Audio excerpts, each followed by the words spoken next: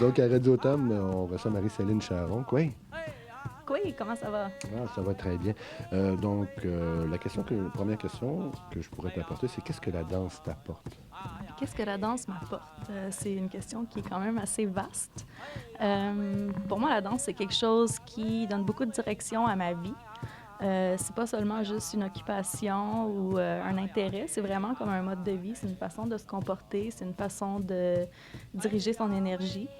Pour moi, ça m'apporte beaucoup de positif, ça me garde occupée, ça laisse aller ma créativité.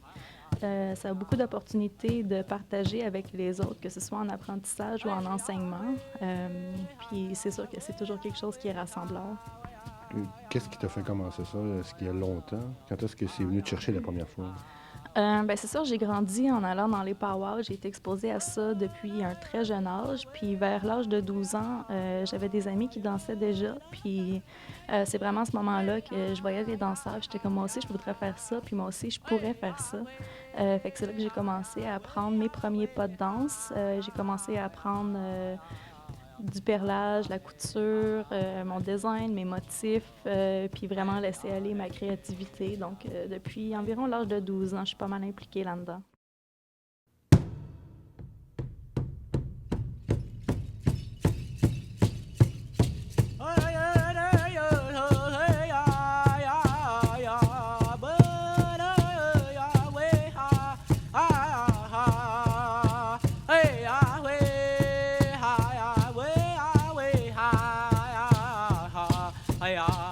Quand on va dans les powwows, on conçoit nos costumes en grande partie.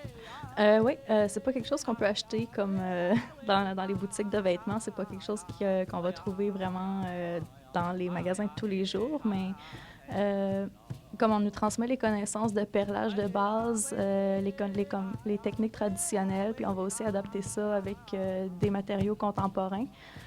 Puis la plupart du temps, quand on va dans les powwows, dans tous ces événements-là, chaque danseur va avoir des motifs qui sont uniques. Il n'y en a pas deux qui vont être vraiment identiques. Puis c'est soit le danseur même ou leur famille ou leurs amis qui vont contribuer à faire leur régalia. OK, donc on a notre propre style, notre propre image pour ce qui est de notre costume. Exactement. C'est pas vraiment quelque chose qui est fait comme en manufacture ou... Ce serait drôle, hein, tout le monde pareil. Il y a autre chose aussi. On peut échanger aussi. Il y a des échanges qui se font au niveau des costumes et donc ça augmente ce qu'on a déjà. Oui, au fait, ça, c'est quelque chose que j'ai fait beaucoup, pas nécessairement sur la régalia que je porte présentement, mais avec d'autres amis danseurs. Parfois, ils voulaient que je fasse de la couture pour eux, puis eux, ils voulaient faire un peu de perlage. Donc, on faisait on appelait ça un trade. Fait qu'on fait ça beaucoup entre danseurs ou entre artisans. Ou, tu sais, des fois, il y en a qui vont être capables de faire quelque chose que nous, on n'est pas capable. Fait que on fait encore ça à l'ancienne. Au lieu de juste payer pour le service à quelqu'un, on fait juste un échange. Comme ça a une valeur différente. Pour ceux qui voudraient commencer à danser, ce serait quoi le conseil que tu leur donnerais, que ce soit jeune ou vieux, là? Donc, si on ne connaît pas ça et que ça nous attire, qui on va voir, qu'est-ce qu'on fait, est-ce qu'on part de nous-mêmes? C'est quelque chose qui vient de nous-mêmes. On n'a pas nécessairement comme une école de danse en tant que telle, mais c'est plus de se présenter dans les powwows. Tous ceux qui sont intéressés sont la bienvenue de venir dans un powwow, qui veulent danser ou non.